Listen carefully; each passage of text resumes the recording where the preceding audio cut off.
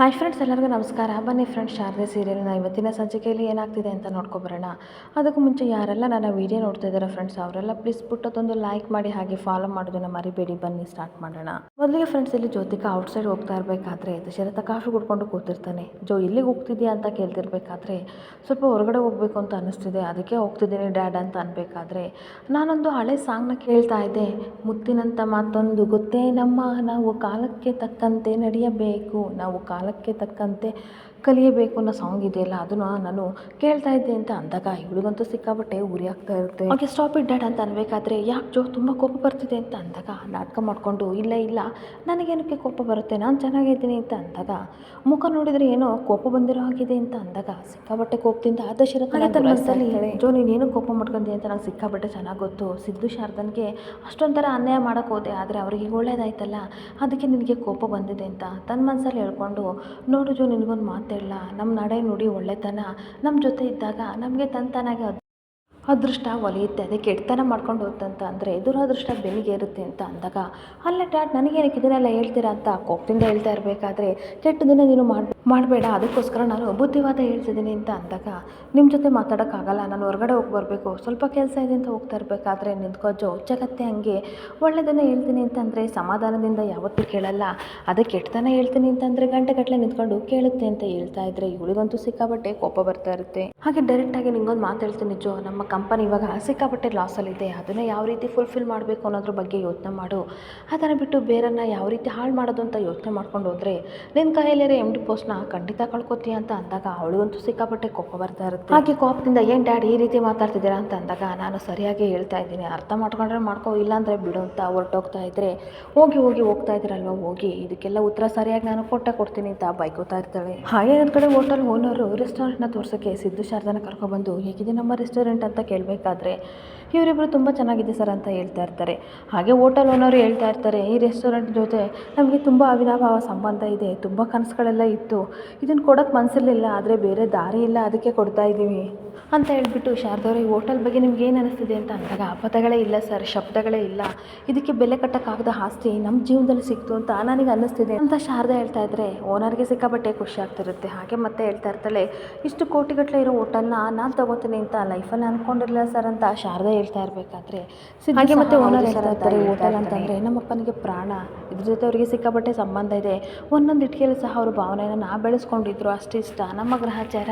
ಮಾರಲೇಬೇಕಾಗಿತ್ತು, ಅದಕ್ಕೆ ಅಪ್ಪನ ಕನ್ವಿನ್ಸ್ ಮಾಡಿ ನಾನು ಈ ಹೋಟೆಲ್ನ ಮಾರ್ತಾ ಇದ್ದೀನಿ, ಆದರೆ ನಮ್ಮ ಅಪ್ಪನಿಗೆ ಸ್ವಲ್ಪನೂ ಇಷ್ಟ ಇಲ್ಲ ಅಂತ ಬೇಜಾರಿಂದ ಎತ್ತಿರಬೇಕಾದ್ರೆ ಈ ಕಡೆ ಶಾರದಾ ಸಿದ್ದು ಹೇಳ್ತಾ ಇರ್ತಾರೆ, ಬೇಜಾರು ಮಾಡ್ಕೋಬೇಡಿ, ನಿಮ್ಮ ಒಳ್ಳೆತನ ಖಂಡಿತ ನಿಮ್ಮನ್ನು ಒಂದಲ್ಲ ಒಂದು ದಿನ ಮೇಲ್ಮಟ್ಟಕ್ಕೆ ಕರ್ಕೊಂಡು ಹೋಗುತ್ತೆ, ಇದಕ್ಕಿಂತ ದೊಡ್ಡ ರೆಸ್ಟೋರೆಂಟ್ಗೆ ಓನರ್ ಆದರೂ ಆಗ್ಬೋದು ಸರ್, ನಮ್ಮಂಥ ಮಿಡಲ್ ಕ್ಲಾಸ್ ಅವರಿಗೆ ಇಷ್ಟು ಹೆಲ್ಪ್ ಮಾಡಿದ್ದೀರಾ, ಖಂಡಿತ ನಿಮಗೆ ಒಳ್ಳೇದಾಗುತ್ತೆ ಅಂತ ಅಂದಾಗ ನಿಮಗೂ ಅಷ್ಟೇ ಸರ್, ಏನು ಗೊತ್ತಾ, ನಿಮ್ಮ ಒಳ್ಳೆತನ ಹಾಗೆ ನಿಮ್ಮ ಕಾನ್ಫಿಡೆನ್ಸ್ಗೆ ರೆಸ್ಟೋರೆಂಟ್ನ ದೊಡ್ಡ ಮಟ್ಟಕ್ಕೆ ನೀವು ಕರ್ಕೊಂಡು ಹೋಗ್ತೀರಾ ಅನ್ನೋ ನಂಬಿಕೆ ನನಗೆ ತುಂಬ ಇದೆ ಅಂತ ಹೇಳ್ತಾ ಇರಬೇಕಾದ್ರೆ ಥ್ಯಾಂಕ್ ಯು ಸರ್, ಏನು ಗೊತ್ತಾ, ನಿಮ್ಮ ಕಂಕ್ಳಲ್ಲಿರೋ ಕೂಸನ್ನ ನಮಗೆ ಕೊಟ್ಟಿದ್ದೀರಾ ಅಂತ ಅಂದ್ಕೊಳ್ಳಿ, ನಾವು ಇದನ್ನು ಜೋಪಾನವಾಗಿ ಮಾಡಿ ದೊಡ್ಡ ಎತ್ತರಕ್ಕೆ ಬೆಳೆಸ್ತೀವಿ, ಅವತ್ತೊಂದು ದಿನ ನೀವೇ ಖುಷಿ ಪಡ್ತೀರಾ ಅಂತ ಅಂದಾಗ ಥ್ಯಾಂಕ್ ಯು ಸೋ ಮಚ್ ಅಂತ ಅಂದ್ಬಿಟ್ಟು, ನಿಮಗೊಂದು ಇಂಟ್ರೆಸ್ಟಿಂಗ್ ವಿಷಯ ಗೊತ್ತಾ, ಏನು ಗೊತ್ತಾ ಸಿದ್ಧಾರ್ಥ ಅವರೇ, ನಿಮ್ಮ ತಾತ ಶಿವಣ್ಣ ಅವರು ಇದ್ದಾರಲ್ಲ, ಅವರು ನಮ್ಮ ಅಪ್ಪನಿಗೆ ದೊಡ್ಡ ಕಾಂಪಿಟೇಟರ್ ಅಂತೆ ಬಿಸ್ನೆಸ್ಸಲ್ಲಿ, ಸೊ ಇವಾಗ ನೀವು ಫೈನಲಿ ನಮ್ಮ ರೆಸ್ಟೋರೆಂಟ್ನ ನೀವು ತೊಗೋತಿದ್ದಾರಲ್ಲ, ನನಗಂತೂ ಪರ್ಸ್ನಲಿ ಖುಷಿ ಆಗ್ತಿದೆ ಅಂತ ಅಂದಾಗ ಶಾರದನಿಗೆ ಸಿಕ್ಕಾಪಟ್ಟೆ ಆಶ್ಚರ್ಯ ಆಗ್ತಿದ್ರೆ ಸಿದ್ದುಗೆ ಸ್ವಲ್ಪ ಖುಷಿ ಆಗ್ತಾ ಇರುತ್ತೆ. ಸೊ ಇವಾಗ ನನ್ನ ಬಿಸ್ನೆಸ್ ಪಾರ್ಟ್ನರ್ ನೀವು, ನನಗೆ ಕಾಂಪಿಟೇಟರ್ ಅಲ್ಲ, ನನಗಂತೂ ಸಿಕ್ಕಾಪಟ್ಟೆ ಖುಷಿ ಆಗ್ತಿದೆ ಅಂತ ಅಂದಾಗ ಬಿಡಿ ಸರ್, ಜೀವನದಲ್ಲಿ ಏಳು ಬೀಳು ಎಲ್ಲ ಇದ್ದಿದ್ದೆ ಅಲ್ವಾ ಅಂದಾಗ ನಿಮ್ಮ ತಾತ ಇದನ್ನು ಯಾವ ರೀತಿ ಆಕ್ಸೆಪ್ಟ್ ಮಾಡ್ತಾರೋ ಗೊತ್ತಿಲ್ಲ ಅಂತ ಅಂದಾಗ ಖಂಡಿತ ಅವ್ರು ಇದರಲ್ಲೆಲ್ಲ ಇನ್ವಾಲ್ವ್ ಆಗಲ್ಲ, ನೀವು ತಲೆ ಕೆಡಿಸ್ಕೋಬೇಡಿ ಅಂತ ಅಂದಾಗ ಆಲ್ ದ ಬೆಸ್ಟ್ ಸರ್ ಅಂತ ವಿಶ್ ಮಾಡ್ತಾ ಇರ್ತೀನಿ. ಹಾಗೆ ಒಂದು ಕಡೆ ಶಾರದಾ ಹೇಳ್ತಾ ಇರ್ತಾರೆ, ಸರ್ ನನಗೆ ಸಿಕ್ಕಾಪಟ್ಟೆ ಭಯ ಆಗ್ತಿದೆ, ಹಾಗೆ ಬೇಜಾರು ಆಗ್ತಿದೆ, ತಾತನ ಕಾಂಪಿಟೇಟರ್ ಅಂತೆ ನಾವು ಹೋಗಿ ಈ ರೆಸ್ಟೋರೆಂಟ್ನ ತೊಗೊಂಡ್ವಲ್ಲ ಸರ್ ಅಂತ ಅಂದಾಗ ಬೇಜಾರು ಮಾಡ್ಕೋಬೇಡಿ, ತಾತನಿಗೆ ನಮ್ಮ ಮೇಲೆ ಕೋಪ ಇರೋದು ರೆಸ್ಟೋರೆಂಟ್ ಮೇಲೆಲ್ಲ, ಕಾಲ ಎಲ್ಲನೂ ಬದಲಾಯಿಸುತ್ತೆ, ನೀವು ತಲೆ ಕೆಡಿಸ್ಕೋಬೇಡಿ, ಈ ಥರ ಬಿಸ್ನೆಸ್ಸಲ್ಲಿ ಯಾರು ಪರ್ಮನೆಂಟಾಗಿ ಶತ್ರುವಾಗೂ ಇರಲ್ಲ, ಹಾಗೆ ಸ್ನೇಹಿತರಾಗೂ ಇರಲ್ಲ, ನಮ್ಮನ್ನು ನಾವು ಪ್ರೂವ್ ಮಾಡೋಕ್ಕೆ ಮನೆ ಬಿಟ್ಟು ಹೊರಗಡೆ ಬಂದಿದ್ದೀವಿ, ಇದೊಂದು ನಮಗೆ ಅವಕಾಶ ಅಷ್ಟೇ ಅಂತ ಅಂದಾಗ ಏನೋ ಗೊತ್ತಿಲ್ಲ ಸರ್, ಸಿಕ್ಕಾಪಟ್ಟೆ ಟೆನ್ಷನ್ ಆಗ್ತಿದೆ, ದೊಡ್ಡ ಸಾಲ ಬೇರೆ ಮಾಡಿದ್ದೀವಿ, ಕಂತಲ್ಲಿ ತಿಂಗಳ ನಾವು ಯಾವ ರೀತಿ ತೀರಿಸೋದು ಅಂತ ಯೋಚನೆ ಮಾಡ್ತಾ ಇರಬೇಕಾದ್ರೆ ಹಾಗೆ ಸಿದ್ದೋಳ ಮುಖ ನಾನು ನೋಡ್ತಾ ಇರ್ತಾನೆ. ಅಮ್ಮಮ್ಮ ತಿಂಡಿ ಬಡ್ಡಿ ಇಟ್ಕೊಟ್ಟಾಗ ಇಷ್ಟು ಟೆನ್ಷನ್ ಇರಲಿಲ್ಲ, ಇವಾಗ ನೋಡಿ ಇಷ್ಟೊಂಥರ ಟೆನ್ಷನ್ ಆಗಿದೆ ಸರ್ ಅಂತ ಹೇಳ್ತಾ ಇದ್ದರೆ, ಸಮಾಧಾನ ಮಾಡ್ಕೊಳ್ಳಿ ಅಂತ ಅವಳು ಭುಜ ಇಟ್ಕೊಂಡು ಹೇಳ್ತಾ ಇರ್ತೀನಿ. ಹಾಗೆ ಕಣ್ಣಲ್ಲಿ ಕಣ್ಣಿಟ್ಟು ನನ್ನನ್ನು ನೋಡಿ ದೇವರು ಈ ರೆಸ್ಟೋರೆಂಟ್ ಸಿಗುವಾಗೆ ನಮ್ಗೆ ಮಾಡಿದ್ದೇನೆ ಅಂತ ಅಂದರೆ ಖಂಡಿತ ಸಾರನ್ನು ಸಹ ತೀರಿಸೋ ಶಕ್ತಿನ ಕೊಡ್ತಾನೆ ಅಂತ ಅಂದಾಗ,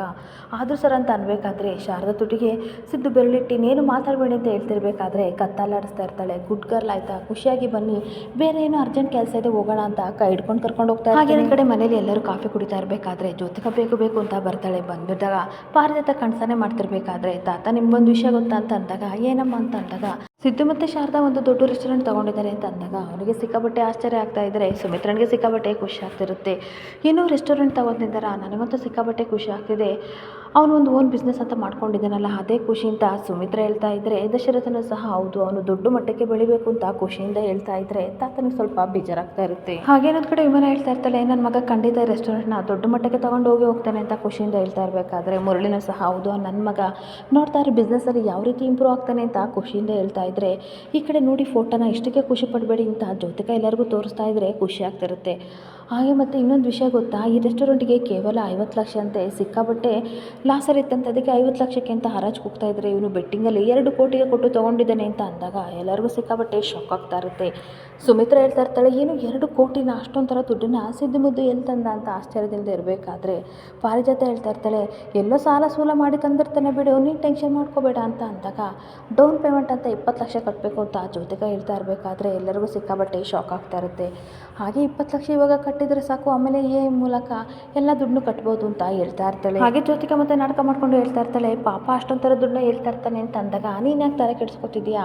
50 ಲಕ್ಷಕ್ಕೆ ಹೋಗೋ ರೆಸ್ಟೋರೆಂಟ್ನ 2 ಕೋಟಿ ತೊಗೊಂಡಿದ್ದಾನಲ್ಲ ಅವನೇನು ಬುದ್ಧಿವಂತನ ದಡ್ಡನ ಅಂತ ತಾತ ಬೈತಾ ಇರಬೇಕಾದ್ರೆ ನೋಡಿ ಅಪ್ಪ ಯಾರಾದರೂ ಒತ್ತಡ ಹಾಕಿರ್ತಾರೆ ಅದಕ್ಕೆ ಅವನು ರೆಸ್ಟೋರೆಂಟ್ ತೊಗೊಂಡಿದ್ದಾನೆ ಅಂತ ಅಂದಾಗ ಜ್ಯೋತಿಕನಿಗೆ ಸಿಕ್ಕಾಬಟ್ಟೆ ಕೋಪ ಬರ್ತಾ ಇರುತ್ತೆ. ಹಾಗೆ ಮತ್ತೆ ಪಾರಿಜಾತ ಹೇಳ್ತಾ ಇರ್ತಾಳೆ ಏನು ದಶರಥ ಎಲ್ಲ ನನಗೆ ಗೊತ್ತು ಅನ್ನೋ ರೀತಿ ಮಾತಾಡ್ತಿದ್ಯಾ ಅಂತ ಅಂದಾಗ ಏನಿಲ್ಲ ಚಿಕ್ಕಮ್ಮ ಆಕೆ ಗೆಸ್ ಮಾಡಿದೆ ಅಷ್ಟೇ ಅಂತ ಅಂದಾಗ ಅಲ್ಲ ಸಿದ್ದು 70 ಲಕ್ಷ ಈ ಇರೋ ಪರಿಸ್ಥಿತಿಯಲ್ಲಿ ಎಲ್ಲಿ ತರ್ತಾನೆ ಅಂತ ಅಂದಾಗ ಚಿಂತೆ ಮಾಡಬೇಡ ಕಣೆ, ಖಂಡಿತ ಸಿದ್ದು ಮುದ್ದು ಕಷ್ಟಗಳನ್ನು ಬಗೆಹರಿಸಿ ಜೀವನದಲ್ಲಿ ಮುಂದೆ ಬಂದೇ ಬರ್ತಾನೆ, ಅವನಿಗೆ ಆ ದೇವರು ಆ ಶಕ್ತಿ ಕೊಟ್ಟಿದ್ದಾನೆ ನೋಡು ಅಂತ ವಿಮಲನಿಗೆ ಸುಮಿತ್ರ ಹೇಳ್ತಾ ಇರ್ತಾಳೆ. ಹಾಗೆ ತಾತ ಹೇಳ್ತಾ ಇರ್ತಾರೆ ಎಲ್ಲರೂ ಅವನನ್ನು ನೆನೆಸ್ಕೊಂಡು ಇಲ್ಲಿ ಆಳ್ತಾ ಇದ್ದೀರಾ, ಆದರೆ ಅವನು ಅವನ ಹೆಂಡತಿ ಮಾತ್ಕೊಂಡು ಕೇಳ್ಕೊಂಡು ಅಲ್ಲಿ ಹಾಳಾಗ್ತಾ ಇದ್ದಾನೆ, ಈ ಶಿವನಾರಾಯಣ ಮೊಮ್ಮಗನಾಗಿ ಬಿಸ್ನೆಸ್ಸಲ್ಲಿ ಯಾವ ರೀತಿ ಡಿಸಿಷನ್ ತೊಗೋಬೇಕು ಅನ್ನೋದು ಅವನಿಗೆ ಗೊತ್ತಿಲ್ವಾ ಅಂತ ಬೈತಾ ಇರ್ತಾರೆ. ಹಾಗೆ ಟೆಂಡರ್ನ ಯಾವ ರೀತಿ ಕುಗ್ಬೇಕು ಅನ್ನೋದು ಅವನಿಗೆ ಗೊತ್ತಿಲ್ವ ಅಂತ ಬೈತಿರ್ಬೇಕಾದ್ರೆ ನೋಡಿ ತಾತ ಅಣ್ಣನ ಬೈಬೇಡಿ, ಖಂಡಿತ ಅವನು ಯೋಚನೆ ಮಾಡ್ದಲ್ಲಿ ಈ ಕೆಲಸನ ಮಾಡಿರಲ್ಲ ಅಂತ ಅಂದಾಗ ಇನ್ನೇನಮ್ಮ ಲಾಸರಿ ರೆಸ್ಟೋರೆಂಟ್ನ 50 ಲಕ್ಷ ತೊಗೊಂಡ್ಬಿಟ್ಟು 2 ಕೋಟಿ ತೊಗೊಂಡಿದ್ದಾನೆ, ಅವನೇನು ಬುದ್ಧಿವಂತನೂ ದಡ್ಡನು ಅಂತ ಮತ್ತೆ ಬೈತಾ ಇರ್ತಾರೆ. ಹಾಗೆ ವಿಮಲ ಅಪ್ಪ ಈ ರೀತಿ ಎಲ್ಲ ಮಾತಾಡಬೇಡಿ, ಯಾವ ಕಾರಣಾಂತರದಿಂದ ಅವನು ತೊಗೊಂಡು ನನಗಂತೂ ಗೊತ್ತಿಲ್ಲ, ಆದರೆ ಶಾರದಾ ಕಾಯಿ ರುಚಿ ಆಗಿ ಅವನು ಬಿಸ್ನೆಸ್ ಐಡಿಯಾದಿಂದ ಖಂಡಿತ ಜೀವನದಲ್ಲಿ ಮುಂದೆ ಬರ್ತಾನೆ ಅಂತ ವಿಮಲ ಹೇಳ್ತಾ ಇರ್ತಾಳೆ. ಹಾಗೆ ಜ್ಯೋತಿಕಾ ಹೇಳ್ತಾ ಇರ್ತಾಳೆ ಇದೆಲ್ಲ ಅವನಿಗೆ ಬೇಕಿತ್ತಾ, ಎಷ್ಟು ಕಷ್ಟ ಅಲ್ವಾ ಈ ದೊಡ್ಡ ಮಟ್ಟದ ರೆಸ್ಟೋರೆಂಟ್ ನಡೆಸ್ಕೊಂಡು ಹೋಗೋಕ್ಕೆ, ಅವನ ಕೈಲೆಲ್ಲ ಆಗುತ್ತೆ, ಇಬ್ಬರೇ ಕೆಲಸ ಮಾಡೋಕ್ಕಾಗಲ್ಲ ಅಂತ ಅಂದಾಗ ಸುಮಿತ್ರ ಹೇಳ್ತಾ ಇರ್ತಾಳೆ ನಿನಗೆ ಅಷ್ಟು ಬುದ್ಧಿ ಇಲ್ವಾ, ಅವನು ಬುದ್ಧಿ ಇಲ್ದಲೇ ಈ ಕೆಲಸನ ಮಾಡ್ತಾ ಇಲ್ಲ, ಆಳು ಕಾಳು ಎಲ್ಲ ಇರ್ತಾರೆ, ಅವನು ಜೀವನದಲ್ಲಿ ಮುಂದೆ ಬರ್ತಾನೆ, ರೆಸ್ಟೋರೆಂಟ್ ಬಗ್ಗೆ ಅವನಿಗೆ ತುಂಬ ಐಡಿಯಾ ಇದೆ ಅಂತ ಅಂದಾಗ ಹಾಗೆ ದಶರಥನು ಸಹ ಹೌದು ನೀನು ಹೇಳ್ತಾ ಇರೋದು ಕರೆಕ್ಟಾಗಿದೆ, ಆದರೆ ಯಾರು ಕೆಟ್ಟ ಕಣ್ಣು ಬೀಳಬಾರ್ದು ಅಂತ ಅಂದಾಗ ತಾತ ಕೋಪ ಮಾಡಿಕೊಂಡು ನಿಲ್ಲಿಸ್ತೀರ ಸ್ವಲ್ಪ, ಏನಕ್ಕೆ ಅವನ ಬಗ್ಗೆ ಇಷ್ಟೊಂಥರ ಮಾತಾಡ್ತಿದ್ದೀರಲ್ಲ, ಅವನೇನು ದೊಡ್ಡದಾಗಿ ಏನಾದ್ರು ಸಾಧನೆ ಮಾಡಿದಾನ ಅಂಥದ್ರಲ್ಲಿ ನಿಮಗೆ ಗೊತ್ತಾ, ಆ ಹೋಟೆಲ್ನ ಓನರು ದೊಡ್ಡ ಕಾಂಪಿಟೇಟರ್ ನಡಿಗೆ ಅಂತಲೂ ಹೋಗಿ ಹೋಟೆಲ್ ತೊಗೊಂಡಿದ್ದಾನಲ್ಲ, ಶತ್ರುವಿನ ಶತ್ರು ಮಿತ್ರ ಅನ್ನೋಗಾಗಿ ಹೋಗಿ ಅವ್ರ ಹೋಟೆಲ್ ತೊಗೊಂಡಿದ್ದಾನೆ, ಇವನು ಖಂಡಿತ ಜೀವನದಲ್ಲಿ ಉದ್ಧಾರ ಆಗಲ್ಲ ಅಂತ ಬೈತಾ ಇರ್ತಾರೆ. ಹಾಗೆ ಎಲ್ಲರೂ ಬೇಜಾರಿಂದ ನಿಂತಿರ್ಬೇಕಾದ್ರೆ ಇನ್ನೊಂದು ಕಡೆ ಶಾರದನ ಕರ್ಕೊಂಡು ಒಂದು ದೊಡ್ಡ ಫ್ಲವರ್ ಬಗ್ಗೆ ತಗೊಂಡು ಸಿದ್ದು ಮನೆ ಹತ್ರ ಬರ್ತಾನೆ. ಬಂದ್ಬಿಟ್ಟು ಅಮ್ಮ ಅಂತ ಕೂದಾಗ ಎಲ್ಲರಿಗೂ ಆಶ್ಚರ್ಯ ಆಗ್ತಿರುತ್ತೆ, ಇದ್ಯಾರು ಈ ರೀತಿ ಕೂಗ್ತಾ ಇರೋದು ಅಂತ ಅಂದಾಗ ನನ್ನ ಮಗ ಸಿದ್ದು ವಯಸ್ಸು ಅಂತ ವಿಮಲ ಅಂದಾಗ ಅಣ್ಣ ಬಂದಿದ್ದಾನೆ ಅಂತ ಆರ್ತಿ ವಿಮಲನ ಕರ್ಕೊಂಡು ಆಚೆ ಬರ್ತಿದ್ರೆ ಮನೇಲಿರೋರು ಎಲ್ಲರೂ ಸಹ ಆಚೆ ಬರ್ತಾ ಇರ್ತಾರೆ. ಹಾಗೆ ಸಿದ್ದನ ನೋಡಿ ಹಗ್ ಮಾಡ್ಕೊಂಡು ಎಲ್ಲರೂ ಹೇಗಿದೆಯಾ ಅಂತ ಕೇಳ್ತಿರ್ಬೇಕಾದ್ರೆ ನಾನು ಚೆನ್ನಾಗಿದ್ದೀನಿ ಅತ್ತೆ ಮಾವ ನೀವೆಲ್ಲ ಹೇಗಿದ್ದೀರಾ ಅಂತ ವಿಶ್ ಮಾಡ್ತಾ ಇರ್ತಾನೆ. ಹಾಗೆ ಎಲ್ಲರೂ ತುಂಬ ಖುಷಿಯಿಂದ ವಿಶ್ ಮಾಡ್ತಾ ಇರಬೇಕಾದ್ರೆ ಒಳಗಡೆ ಬಾ ಅಂತ ವಿಮಲ ಹೇಳ್ತಿರ್ಬೇಕಾದ್ರೆ ಬೇಡ ಅಮ್ಮ ಇಲ್ಲ ಚೆನ್ನಾಗಿದೆ ಅಂತ ಹೇಳ್ತಾ ಇರ್ತಾನೆ. ಹಾಗೆ ಅಮ್ಮ ನಿನ್ನ ಸಹಾಯದಿಂದ ನನಗೆ ಇವತ್ತು ದೊಡ್ಡ ರೆಸ್ಟೋರೆಂಟ್ ಸಿಕ್ತು ಅಂತ ಸಿದ್ದು ಹೇಳ್ತಿರ್ಬೇಕಾದ್ರೆ ಒಳ್ಳೆ ವಿಚಾರನ ಹೇಳ್ತಾ ಇದ್ದೀರಾ, ಬನ್ನಿ ದೇವರಿಗೆ ತುಪ್ಪದ ದೀಪನ ಹಚ್ಚಿ ಸ್ವೀಟ್ ಮಾಡ್ಕೊಡ್ತೀನಿ ಅಂತ ಸುಮಿತ್ರ ಶಾರದಕ ಇಟ್ಕೊಂಡು ಹೋಗ್ತಿರ್ಬೇಕಾದ್ರೆ ಬೇಡ ಅಮ್ಮ ನನ್ನ ಮಾತು ಕೇಳಿ ನಾ ಒಳಗಡೆ ಬರಲ್ಲ, ನನಗೆ ತಾಯಿ ಇಲ್ಲ, ಆದರೆ ನೀವೇ ನನ್ನ ತಾಯಿ, ನನ್ನ ದೇವರು ಎಲ್ಲ ನೀವೇ, ಒಂದೊಂದ್ಸಲ ಅನಿಸುತ್ತೆ ನೀವೇ ನನ್ನ ತಾಯಿ ಆಗಿದ್ರೆ ಎಷ್ಟು ಚೆನ್ನಾಗಿತ್ತು ಅಂತ ಅಂದಾಗ ದಶರಥನಿಗೂ ಸುಮಿತ್ರಗೂ ಸಿಕ್ಕಾಬಟ್ಟೆ ಖುಷಿ ಆಗ್ತಾ ಇರುತ್ತೆ. ಹಾಗೆ ಮತ್ತೆ ಶಾರದಾ ಹೇಳ್ತಾ ಇರ್ತಾಳೆ ನಮ್ಮ ಜೀವನದಲ್ಲಿ ಎಷ್ಟೇ ಕಷ್ಟ ಬರಲಿ ಸುಖ ಬರಲಿ ಅದನ್ನು ನಿಮ್ಮ ಜೊತೆ ಹಂಚ್ಕೋಬೇಕನ್ನೋದು ನನ್ನ ಆಸೆ ಕಣಮ್ಮ, ನಿಮ್ಮ ಮಡಿದಲ್ಲಿ ಮಲ್ಕೊಂಡು ಜೋಗಳ ಕೇಳಬೇಕಂತ ಅನಿಸಿದೆ ಅಂತ ಅಂದಾಗ ಬೇಜಾರು ಮಾಡ್ಕೋಬೇಡ, ನಿನ್ನ ಮೇಲೆ ಎಷ್ಟೇ ಕೋಪ ಇದ್ರೂ ಸಹ ಅದು ಪ್ರೀತಿಯಾಗಿ ಬದಲಾಗುತ್ತೆ ಅಂತ ಹೇಳ್ತಾ ಇರ್ತಾಳೆ. ಹಾಗೆ ಹಾಗೆ ಸುಮಿತ್ರ ಕಣ್ಣೀರು ಹಾಕೊಂಡು ಹೇಳ್ತಾ ಇರ್ತಾಳೆ, ನೋಡು ಬಂಗಾರಿ, ನೀನು ಒಳ್ಳೆ ಮನಸ್ಸಿಗೆ ಆ ದೇವರು ನೀನು ಕೇಳೋದನ್ನೆಲ್ಲ ಕೊಡಲಿ, ಅದೇ ನಾನು ನಿನ್ನ ಹತ್ರ ಕೇಳ್ಕೊಳ್ಳೋದು. ಹಾಗೆ ಆದಷ್ಟು ಬೇಗ ನೀನು ಅಮ್ಮಮ್ಮ ನಮ್ಮ ಸುತ್ತಮುತ್ತ ಎಲ್ಲ ಮನೆಗೆ ವಾಪಸ್ ಬರಲಿ, ಅದೇ ನನಗೆ ದೊಡ್ಡ ಖುಷಿ ಅಂತ ಕೇಳ್ಕೊತಾ ಇರ್ತಾಳೆ. ಹಾಗೆ ಹೀಗೆ ಮಾತಾಡ್ತಾ ಇರಬೇಕಾದ್ರೆ ತಾತ ಕೋಪದಿಂದ ಹೊರಗಡೆಯಿಂದ ಬಂದುಬಿಟ್ಟು, ಏನಪ್ಪ ದೋರೆ ರೆಸ್ಟೋರೆಂಟ್ ತೊಗೊಂಡಂತೆ ಅಂತ ಅಂದಾಗ, ಹೌದು ತಾತ, ಆ ಖುಷಿನ ನಿಮ್ಮ ಹತ್ರ ಶೇರ್ ಮಾಡ್ಕೊಳಕ್ಕೆ ಬಂದಿದ್ದೀನಿ, ಎಸ್ಪೆಷಲಿ ಒಬ್ಬರಿಗೆ ಥ್ಯಾಂಕ್ಸ್ ಹೇಳಬೇಕು ಅಂತ ಸಿದ್ದು ಹೇಳ್ತಾ ಇದ್ರೆ ತಾತನಿಗಂತೂ ಸಿಕ್ಕಾಬಟ್ಟೆ ಕೋಪ ಬರ್ತಾ ಇರುತ್ತೆ. ಜ್ಯೋತಿಕನ ಹತ್ರ ಬಂದುಬಿಟ್ಟು, this is for you, this is special gift ಅಂತ ಅಂದಾಗ ಅವಳು ಸ್ವಲ್ಪ ಆಶ್ಚರ್ಯ ಆಗ್ತಿರ್ಬೇಕಾದ್ರೆ, ಪಾರಿಜಾತ ತಗೋ ಅಂತ ಅಂದಾಗ ಫ್ಲವರ್ ಬಕ್ಕೆನ ತಗೋತಾಳೆ. ಅಷ್ಟೊತ್ತಿಗೆ ದಶರಥ ಹೇಳ್ತಾ ಇರ್ತಾನೆ, ಅಲ್ಲ ಇವಳಿಗೆ ಏನಕ್ಕೆ ಫ್ಲವರ್ ಬಕ್ಕೆನ ಕೊಡ್ತಿದ್ಯಾ, ಗೊಂದಲದಲ್ಲಿದ್ದೀವಿ, ಏನಾಯ್ತು ಅಂತ ಸರಿಯಾಗಿ ಹೇಳು ಅಂತ ಕೇಳ್ತಾ ಇರ್ತಾನೆ. ಹಾಗೆ ಸಿದ್ದು ಕೋಪದಿಂದ ಹೇಳ್ತಾ ಇರ್ತಾನೆ, ನಾವು ಟೆಂಡರ್ನಲ್ಲಿ 50 ಲಕ್ಷಕ್ಕಿದ್ದ ರೆಸ್ಟೋರೆಂಟ್ಸ್ನ ಬೆಟ್ಟಿಂಗ್ ಮಾಡಬೇಕಾದ್ರೆ 2 ಕೋಟಿವರೆಗೂ ಹೋಯ್ತಲ್ಲ, ಅದಕ್ಕೆ ಕಾರಣನೇ ಜ್ಯೋತಿಕಾ ಅಂತ ಅಂದಾಗ ಎಲ್ಲರಿಗೂ ಶಾಕ್ ಆಗ್ತಾ ಇರುತ್ತೆ. ಹಾಗೆ ಜ್ಯೋತಿಕಾ ಶಾಕ್ ಆಗಿ ಏನು ಹೇಳ್ತಿದ್ದೆ, ಇದಕ್ಕೂ ನನಗೆ ಸಂಬಂಧ ಇಲ್ಲ ಅಂತ ಅಂದಾಗ ಪಾರಿಜಾತ ಬೈತಾ ಇರ್ತಾಳೆ, ಎಲ್ಲ ಅನ್ನಿಷ್ಟಕ್ಕೂ ನನ್ನ ಮೊಮ್ಮಗಳೇ ಕಾರಣ ಅಂತ ಹೇಳ್ತಿದ್ದಿಲ್ಲ ಅಂತ ಅಂದಾಗ, ನನಗೆ ಸತ್ಯ ಏನು ಅಂತ ಗೊತ್ತು, ಸ್ವಲ್ಪ ಬಾಯಿ ಮುಚ್ಕೊಂಡು ಇರು ಅಜ್ಜಿ ಅಂತ ಅಂದ್ಬಿಟ್ಟು, ನೋಡಿ ತಾತ, ನಾವು ರೆಸ್ಟೋರೆಂಟ್ಗೆ ಹೋಗ್ತಿರ್ಬೇಕಾದ್ರೆ ಟೆಂಡರ್ನ 50 ಲಕ್ಷ ಇದೆ ಅಂತ ಹೇಳ್ತಾ ಇದ್ರು, ಆದರೆ 2 ಕೋಟಿಗೆ ಎಸಿದ್ದು ಇವಳ ಕಡೆ ಹುಡುಗ ಅಂತ ಅಂದಾಗ ತಾತನೇ ಸ್ವಲ್ಪ ಕೋಪ ಬರ್ತಾರೆ. ಹಾಗೆ ಶಾರದವರು ಒಂದು ಒಳ್ಳೆ ಕೆಲಸ ಮಾಡಿರೋದ್ರಿಂದ ಓನರ್ ನಮ್ಮ ಹತ್ರ 6 ಲಕ್ಷ ಕಳ್ಸ್ಕೊಂಡು ಮಿಕ್ಕಿದ್ನೆಲ್ಲ ಮೇಲೆ ಕಟ್ಟಕ್ಕೆ ಹೇಳಿದ್ರು. ಜ್ಯೋತಿಕಾ ಮಾಡಿದ ಅವಮಾನದಿಂದ ಒಳ್ಳೇದಾಯ್ತು ಅಂತ ನನಗಿವಾಗ ಅನಿಸ್ತಿದೆ, ಶಾರದಾ ಒಳ್ಳೆತನ ನಮಗೆ ಕಾಪಾಡ್ತು ಅಂತ ಹೇಳ್ತಾ ಇರ್ತಾನೆ. ಹಾಗೆ ಈ ಕಡೆ ಶಾರದನ ಸಹ ಹೇಳ್ತಾ ಇರ್ತಾಳೆ, ಕೆಲವೊಮ್ಮೆ ದೇವರು ಉಳಿ ಕೊಟ್ಟರು ಅದರಲ್ಲಿ ಸಿಹಿ ಕೊಟ್ಟಿರ್ತಾನೆ, ಜ್ಯೋತಿಕಾ ಎಷ್ಟು ತೊಂದರೆ ಮಾಡಬೇಕು ಅಂತ ಅಂದರೂ ಸಹ ದೇವರು ಒಳ್ಳೇದು ಮಾಡೇ ಮಾಡ್ತಾನೆ ಅಂತ ಅಂದಾಗ, ಸಾಕು ಸುಮ್ಮನಿರಮ್ಮ, ನಿಮ್ಮ ತಲೆನೇನು ಬುದ್ಧಿ ಇಲ್ವಾ, 50 ಲಕ್ಷಕ್ಕೆ ಹೋಗೋ ರೆಸ್ಟೋರೆಂಟ್ನ 2 ಕೋಟಿ ಕೊಟ್ಟು ತಗೊಂಡು ಇವಾಗ ಜ್ಯೋತಿಕಾ ಹಾಗೆ ಮಾಡಿದ್ಲು ಹೀಗೆ ಮಾಡಿದ್ಲು ಅಂತ ಹೇಳ್ತಿದ್ರಲ್ಲ, ನಿಮಗೆ ಬುದ್ಧಿ ಇರಲಿಲ್ವಾ ಅಂತ ಅಂದಾಗ, ನೋಡು ತಾತ, ಇವಾಗ ನಾವು ಮಾಡ್ತಿರೋದೇ ತಪ್ಪು ಅಂತ ನಿಮಗೆ ಅನ್ಸುತ್ತೆ, ಇವಾಗ 3 ಪಟ್ಟು ನಾವು ರೆಸ್ಟೋರೆಂಟ್ನ ಕೊಟ್ಟು ತೊಗೊಂಡಿರ್ಬೋದು, ಆದರೆ ಮುಂದೆ 10 ಕೋಟಿಗೆ ಹೋಗೋ ರೀತಿ ನಾವು ಮಾಡ್ತೀವಿ ಅಂತ ಸಿದ್ದು ಹೇಳ್ತಾ ಇರ್ತಾರೆ. ಹಾಗೆ ಮತ್ತೆ ತಾತ ಕೋಪ ಮಾಡ್ಕೊಂಡು ಹೇಳ್ತಾ ಇರ್ತಾರೆ, ನೀನು ಏನು ಬೇಕಾದರೂ ಹೇಳು ಸಿದ್ದು, ಹೆಂಡತಿ ಮಾತನ್ನ ಕೇಳ್ಕೊಂಡು ನೀನು ಹಾಳಾಗ್ತಿದ್ಯಾ ಅಂತ ಅಂದಾಗ ಶಾರದಾ ಕಣ್ಣಲ್ಲಿ ನೀರು ಬರ್ತಾ ಇದ್ರೆ ಸಿದ್ದು ಅವಳನ್ನ ಸಮಾಧಾನ ಮಾಡ್ತಾ ಇರ್ತಾನೆ. ಇಲ್ಲಿಗೆ ಸಂಚಿಕೆ ಎಂಡ್ ಆಗ್ತಿದೆ. Thank you for the watching friends.